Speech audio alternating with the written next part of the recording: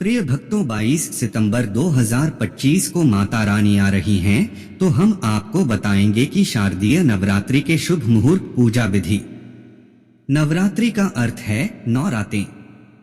यह मां दुर्गा की उपासना का विशेष पर्व है।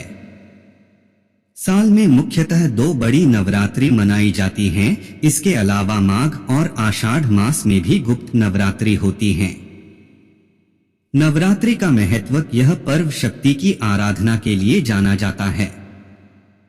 इसमें मां दुर्गा के 9 रूपों की पूजा की जाती है। घर में कलश स्थापना, घट स्थापना की जाती है, जो शक्ति और मंगल का प्रतीक है। भक्त उपवास रखते हैं, भजन कीर्तन करते हैं और दुर्गा सप्तशती का पाठ करते हैं। यह समय नकारात्मक शक्तियों पर सकारात्मक शक्ति की विजय का प्रतीक है। इससे जीवन में सुख शांति बनी रहती है।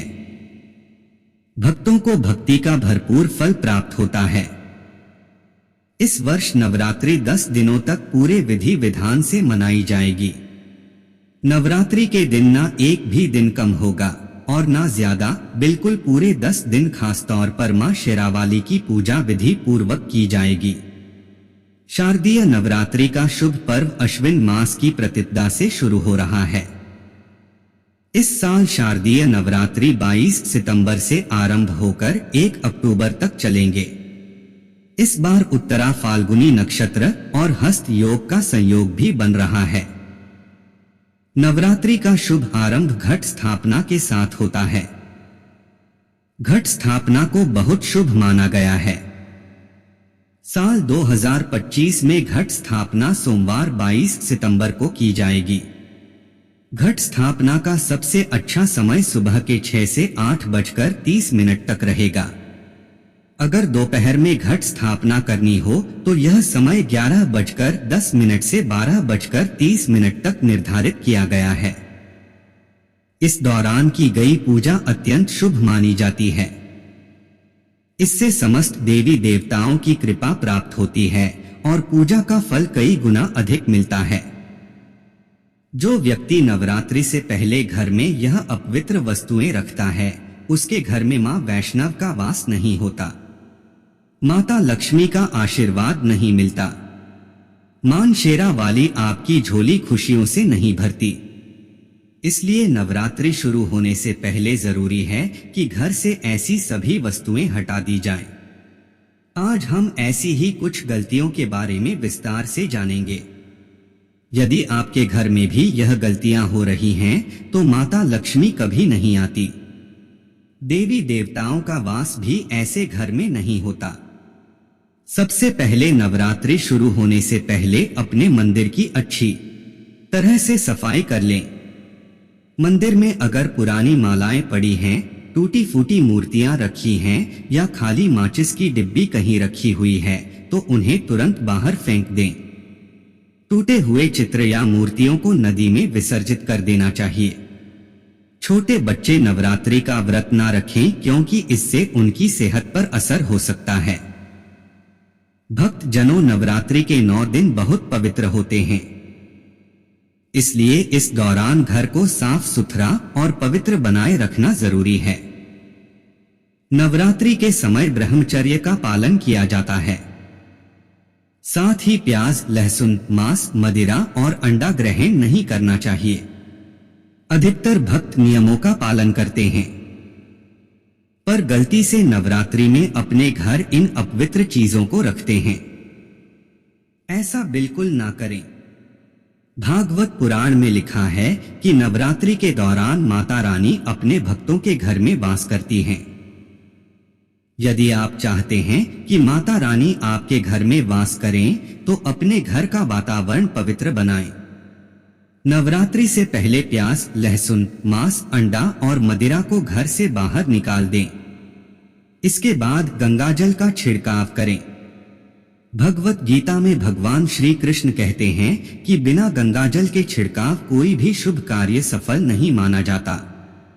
यदि आपके घर में गंगाजल ना हो, तो आप बाजार से गौमूत्र खरीद सकते हैं। गौमूत्र को थोड़ा पानी में मिलाकर अपने घर में छिड़क दें। इससे आपके घर का वातावरण पवित्र होता है, नकारात्मक ऊर्जा नष्ट हो जाती है। ऐसा घर हमेशा माता रानी का वास स्थान बनता है। नवरात्रि के पहले घर की सफाई अच्छी तरह कर लें। बेकार सामान, पुराने फटे कपड़े, कबाड़ आदि को घर से बाहर निकाल दें। यह सारी चीजें नकारात्मक ऊर्जा लाती हैं। घर में गंदगी नहीं होनी चाहिए। दिन में धूप और दीप जलाकर घर का वातावरण स्वच्छ करें। माता के स्वागत के लिए घर का मुख्य दरवाजा सजाएं। फूल, मालाएं और रंग बिरंगे सजावट से दरवाजा आकर्षित बनाएं ताकि माता रानी प्रसन्न होकर प्रवेश करें। ध्यान रखें कि माता रानी की चौकी कागज बिछाकर ना बनाएं। इसके लिए लाल कपड़ा बिछाएं। काला या सफेद कपड़ा कभी नहीं रखना चाहिए। कपड़ा भी फटा नहीं होना चाहिए। अगर आपके घर में देवी देवताओं की खंडित मूर्ति या फटा हुआ चित्र है, उसे किसी पवित्र नदी में विसर्जित कर दें। ऐसी मूर्तियों से केवल दुर्भाग्य आता है। अधिकतर लोग अपनी छत पर या मुख्य द्वार के पास कबाड़ जमा कर लेते हैं। ऐसा करना अशुभ माना जाता है। यदि आपने भी ऐसा किया है तो नवरात्रि शुरू होने से पहले कबाड़ को घर से बाहर निकाल दें। यदि आपके घर में कोई बंद घड़ी है तो उसे भी निकाल दें। नई घड़ी खरीदें या पुरानी की मरम्मत करवा लें। घड़ी को प्रगति का प्रतीक माना जाता है। बंद घड़ी समय के पीछे चलने की तरह होती है।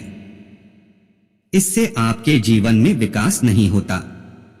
इसलिए नवरात्रि शुरू होने से पहले बंद घड़ी को भी घर से बाहर ले जाएं।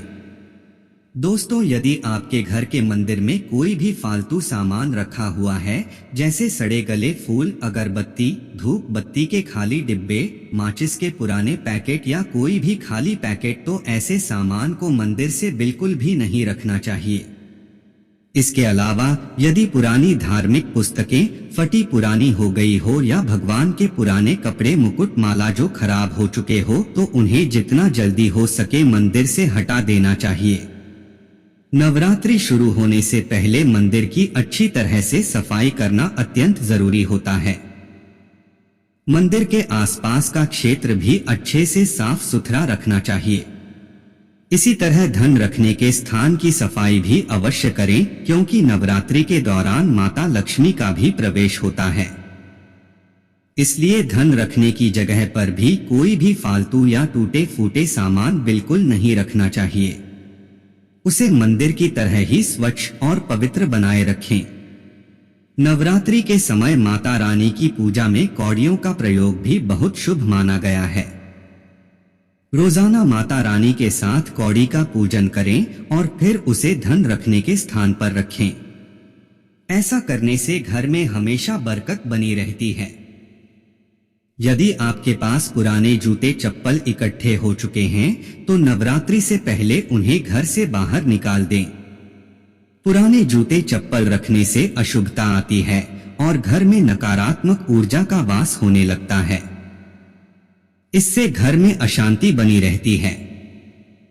इसलिए नवरात्रि के पहले इन्हें बाहर निकालना आवश्यक होता है। साथ ही टूटे फूटे बर्तन, टूटा हुआ आईना या घर में पड़े टूटे ईंट पत्थर भी घर में नहीं रखने चाहिए। ऐसी चीजें माता लक्ष्मी को नाक करती हैं। अब हम विस्तार से जानते हैं कि नवरात्रि में क्या नहीं खाना चाहिए, क्यों नहीं पीना चाहिए और कौन सा फल खाने से व्रत सफल और संपूर्ण माना जाता है। नवरात्रि के दिन फल जरूर खाना चाहिए। शास्त्रों में बताया गया है कि भगवान के भोग में सेब, केला, पपीता, तरबूज और मीठे अंगूर जरूर अर्पित किए जाते हैं। व्रतधारी को इन फलों का सेवन अवश्य करना चाहिए, क्योंकि इससे शक्ति मिलती है और व्रत सफल बनता है। शास्त्रों में सीताफल का भी विशेष महत्व बताया गया है। नवरात्रि में सीताफल का सेवन करना शुभ माना जाता है, क्योंकि यह माता सीता का प्रतीक है। ऐसा माना गया है कि सीताफल खाने से 10 तरह की बीमारियां दूर हो जाती हैं। नवरात्रि में सीताफल का घर में प्रवेश होना बहुत ही शुभ होता है।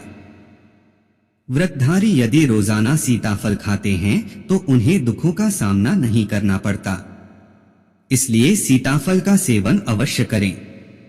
भक्तजनों, नवरात्रि के 9 दिन पूरी तरह से शक्तिमान दुर्गा को समर्पित होते हैं। इस दौरान माता रानी के 9 अलग अलग रूपों का पूजन किया जाता है। माता रानी को 9 दिन अलग अलग स्वरूप के अनुसार अलग अलग भोग भी अर्पित किए जाते हैं। परंतु क्या आप जानते हैं कि कुछ ऐसी वस्तुएं हैं जिन्हें भूलकर भी माता रानी को अर्पित नहीं करना चाहिए। यदि आप गलती से भी इन वस्तुओं को पूजन में शामिल कर देते हैं तो व्रत और पूजा का पूर्ण फल नहीं मिलेगा। इसलिए माता रानी की कृपा प्राप्त करने के लिए यह जानना अति आवश्यक है कि कौन सी ऐसी वस्तु है जिसे पूजन में बिल्कुल भी नहीं रखना चाहिए। तो माता की चौकी हमेशा लाल कपड़ा बिछाकर बनानी चाहिए। याद रखें कि नवरात्रि के 9 दिनों तक व्रतधारी को अपना आसन माता की चौकी के सामने ही लगाना चाहिए। मंदिर को नवरात्रि के समय अकेला छोड़ना बिल्कुल भी अच्छा नहीं माना जाता। ऐसा करने से माता दुर्गा नाराज हो जाती हैं और घर से चली जाती हैं। भक्तजनों, दूसरा बहुत जरूरी नियम है कि नारियल का उपयोग कैसे करें। हिंदू धर्म में नारियल को समृद्धि, धन, श्रद्धा और सम्मान का प्रतीक माना गया है। नारियल को श्रीफल भी कहा जाता है। नारियल सुख समृद्धि बढ़ाने वाला फल माना जाता है। हर मांगलिक कार्य में नारियल का बहुत महत्व होता है। जैसे कि माता रानी के कई मंदिरों में नारियल से ही पूजन किया जाता है। खास तौर पर कलश की स्थापना करते समय ऊपर नारियल रखना अनिवार्य होता है। माता रानी के पूजन में हम कभी कभी गलतियां भी कर बैठते हैं। नारियल के भी 2 प्रकार होते हैं, एक हरा नारियल और दूसरा सूखा नारियल जिसमें पानी भरा होता है। माता रानी की पूजा में हमेशा पानी वाला और जटा वाला नारियल ही उपयोग करें। नारियल पूरी तरह से साबुत होना चाहिए। टूटा फूटा या चटका हुआ नारियल बिल्कुल भी नहीं लगाना चाहिए, क्योंकि पूरा और सही नारियल ही पूर्णता और पवित्रता का प्रतीक होता है। ऐसा नारियल सुख समृद्धि का संकेत भी माना जाता है। नवरात्रि में कलश स्थापित करते समय भी हमेशा पानी वाला नारियल ही कलश के ऊपर रखना चाहिए। नारियल को खड़ा नहीं बल्कि लेटाकर कलश के ऊपर रखना चाहिए। साथ ही नारियल को स्थापित करने से पहले लाल कपड़े में लपेटें और ऊपर लाल चुनरी ओढ़ाकर कलश पर रखें। शास्त्रों में कहा गया है कि इसी तरह सही नारियल सही तरीके से कलश पर रखने से व्रत और भोजन का पूरा फल प्राप्त होता है। ध्यान रखें कि महिलाएं माता रानी को नारियल अर्पित कर सकती हैं, लेकिन स्वयं नारियल को तोड़कर माता रानी को अर्पित नहीं करना चाहिए। ऐसा इसलिए क्योंकि नारियल बीज रूप होता है और स्त्रियां भी बीज से संतान को जन्म देती हैं। नवरात्रि में माता रानी का व्रत और पूजन बहुत महत्वपूर्ण होता है, लेकिन इन दिनों सबसे अधिक महत्व कन्या पूजन का होता है। व्रत और उपासना से माता रानी प्रसन्न होती हैं, लेकिन कन्या पूजन से ज्यादा संतोष प्राप्त होता है। नवरात्रि में छोटी छोटी कन्याओं को माता रानी का रूप माना जाता है। उन्हें भोग लगाया जाता है, उनका ध्यान रखा जाता है और उनसे आशीर्वाद मांगा जाता है। कन्याओं को प्रसन्न करने के लिए गिफ्ट वगैरह भी दिए जाते हैं। ऐसा माना गया है कि यदि कन्याएं भेंट खुशी खुशी स्वीकार कर ले तो इसका अर्थ है कि माता रानी ने वह भेंट स्वीकार कर ली। भक्तों, जिन पर कन्याएं प्रसन्न होती हैं, उन्हें माता रानी का आशीर्वाद प्राप्त हो जाता है। इससे उनकी मनोकामना पूरी होती है। नवरात्रि में 2 साल से लेकर 10 साल तक की कन्याओं का पूजन अवश्य करना चाहिए। आशा है आपको यह वीडियो पसंद आई हो तो कमेंट बॉक्स में जय माता दुर्गा जरूर लिखना।